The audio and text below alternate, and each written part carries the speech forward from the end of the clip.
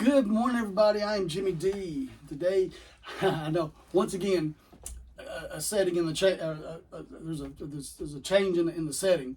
So today we're going to be doing a little different video. Normally we do things like skills, so with IVs, catheters, that kind of thing. Today's going to be a little bit different. Today we're going to be working on some behavioral techniques.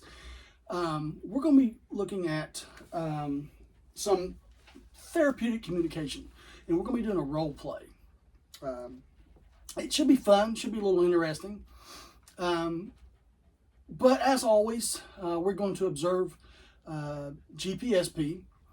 And when you're dealing with your little clients, with your patients, always we're going to observe their 11 rights, right? We always do that. And probably not necessarily in this setting, but if there's going to be any medications passed, obviously we want to do our 3 med checks, right? 2 at the Pyxis and 1 at the bedside. So with that being said, we're going to have some fun and start our role play. All right, thank you.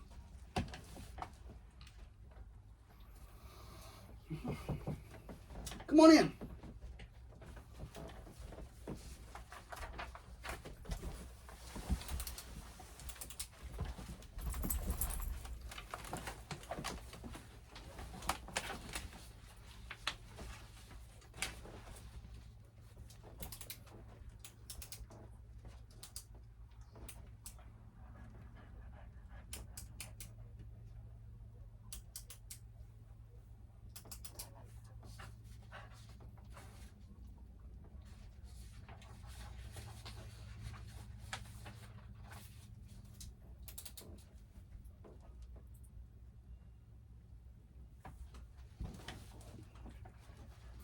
Just kind of awkward. Okay. I can understand that. You're meeting somebody for the first time. Facility's new to you. I can understand that. So, let me introduce myself. My name's Jimmy D.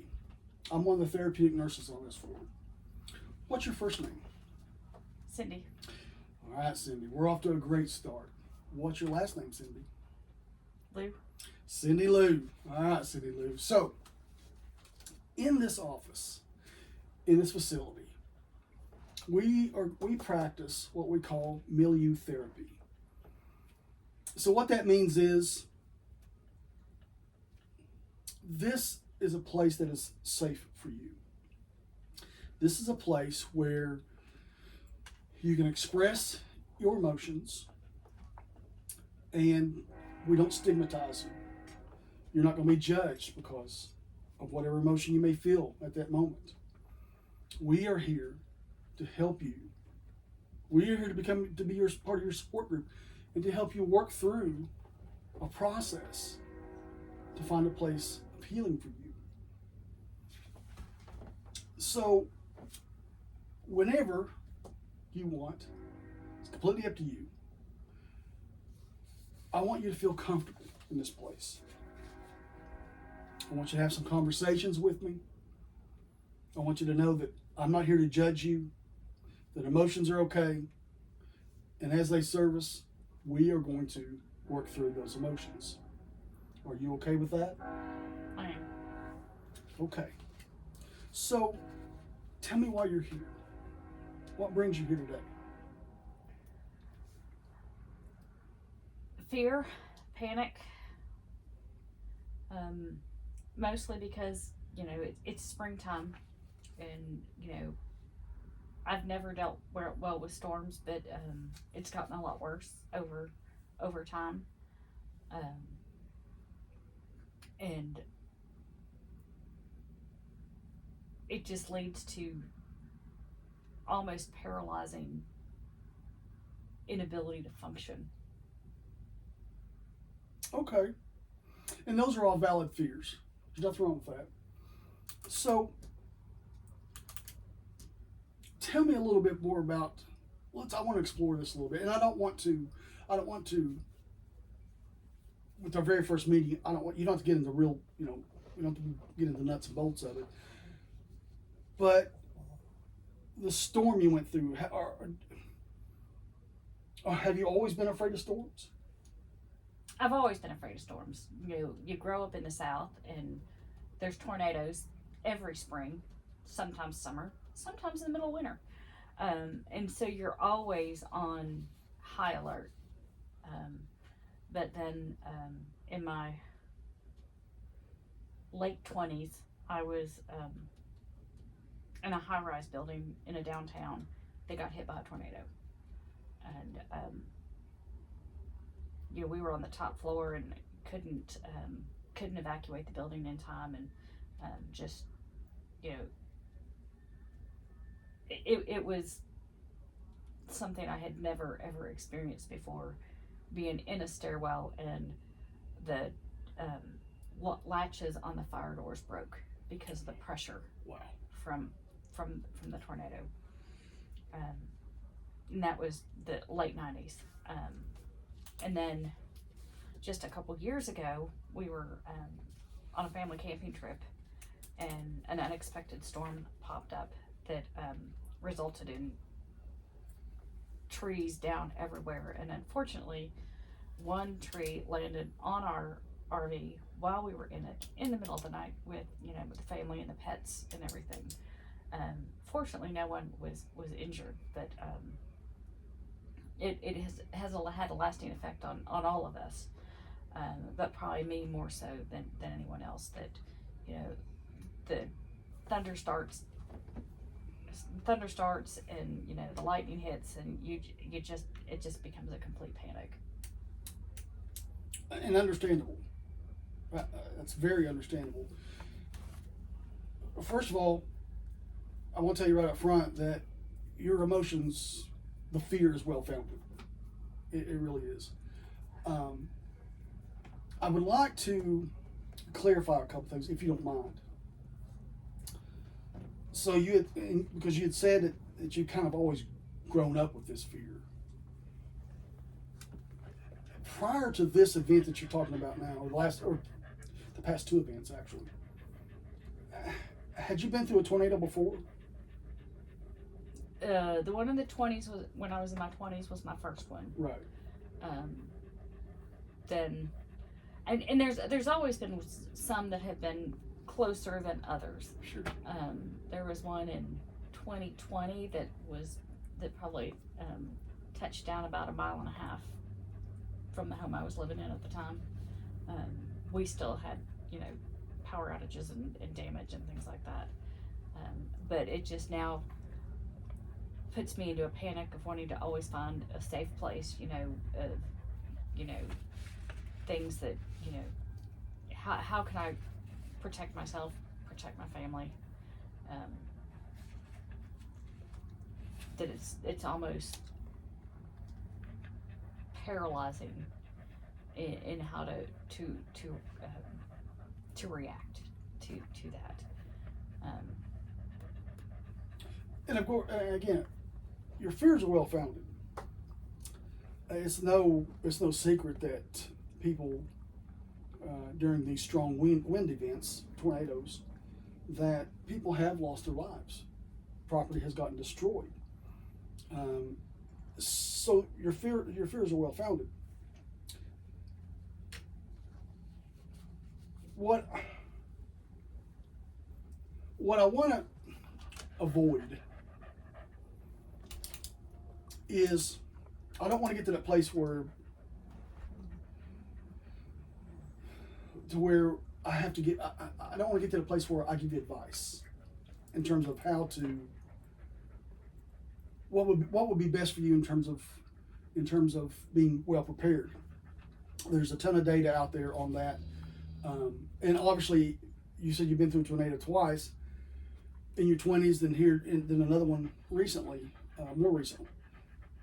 So, my opinion is you know how to prepare yourself. So I don't want to get into giving advice about that. And I think I've made myself clear about this. I don't want to minimize your feelings regarding this. It can be a terrifying event. It's understandable. It is absolutely understandable that people have developed phobias they become there's a fear out there. It's called a paralyzing fear. You can become paralyzed by this type of fear. I understand that. So, and also, I don't want to get to the place where I give you, a false assurance. Because of the way our minds work, everybody heals in different ways and through different means and through different, in terms of time, and through different spaces. So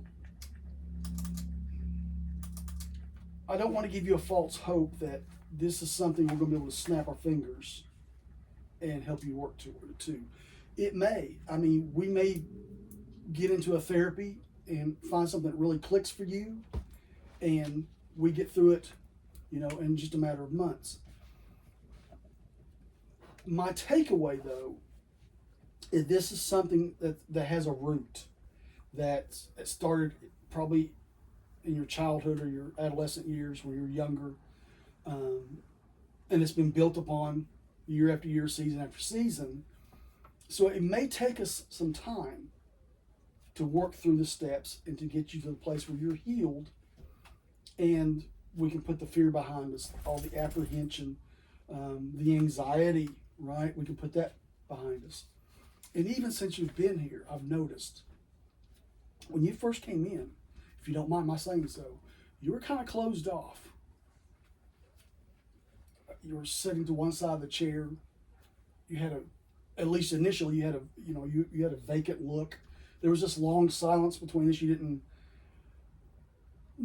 well, I don't want to presume anything, but there was a long silence between us, right? And in just the few minutes that you've been here, it seems like the facade is starting to fall away, which is very positive. The facade is starting to fall away. You're becoming more comfortable. And that's great. This is where we want to be. Because ultimately what we want to do is get to the root of the problem, right? And have you work through the steps to get you to a place where we can get some meaningful healing from this. Because I presume that because you're here, you've gotten to that place in your life where you're like, I'm tired of dealing with this. Would I be correct in that assumption? Okay. So here's what I think we can do. If you're open to it, I have some next steps. We have some next steps we can work through. It's important to understand that you're now a part of a team.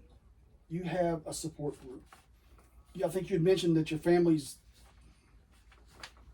not very appreciative of what you've been through, and that's okay. They're allowed to have their own set of feelings about this. That's okay. But now you're part of you have a support group. So I think what we can do, we have some next steps. We can do some evaluations, things like what we call a mental status exam. That's just a fancy way.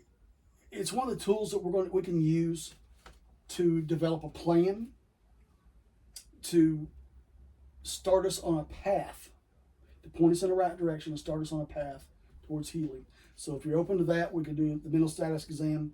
We can do things like group therapy. How amenable are you to sharing what you've been through in a group? And just so we can clarify, when I say group, we're not talking about tens of people. We're talking about maybe 5, 6, 7 people plus a facilitator in the room. Are you okay in a group setting? Are you okay? That'd be fine. Good.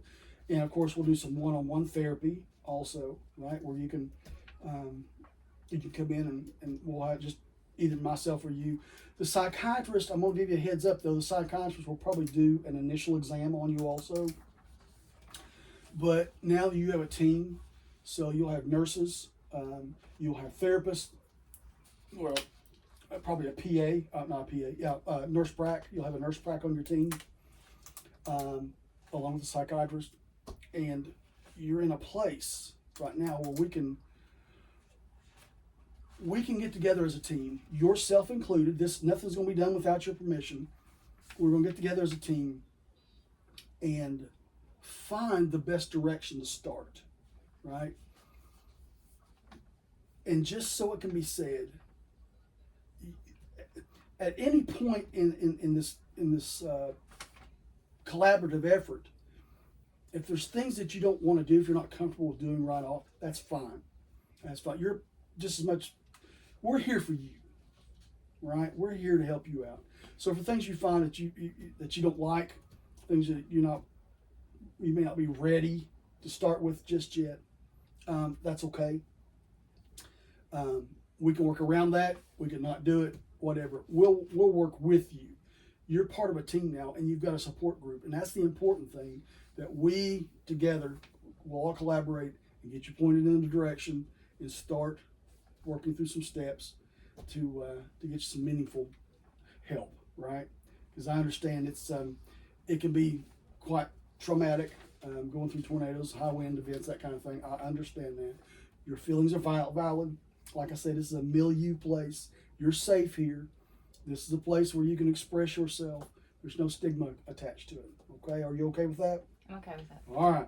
So, I'll speak to the psychiatrist. We'll speak to the NP, the nurse prac, and we'll get started here just as soon as we can. Okay? All right, baby girls. Anything else that we need to discuss before you go? I don't think so. All right. So, tell me. Be honest. Are you comfortable? I am. Okay. So you're comfortable with this type of therapy? Is your future looking brighter right about now that you're like, finally, people can understand me? I'm hopeful. Excellent. That's what I like to hear. All right, baby girl. So I'll holler at you in a little bit. You can go back outside. I'll holler at you. It'll probably be a few hours till we'll get some stuff together and we'll get started. Okay? All right, baby girl. Thank you for coming in. I appreciate it. Thank you. All right, we'll talk to you later.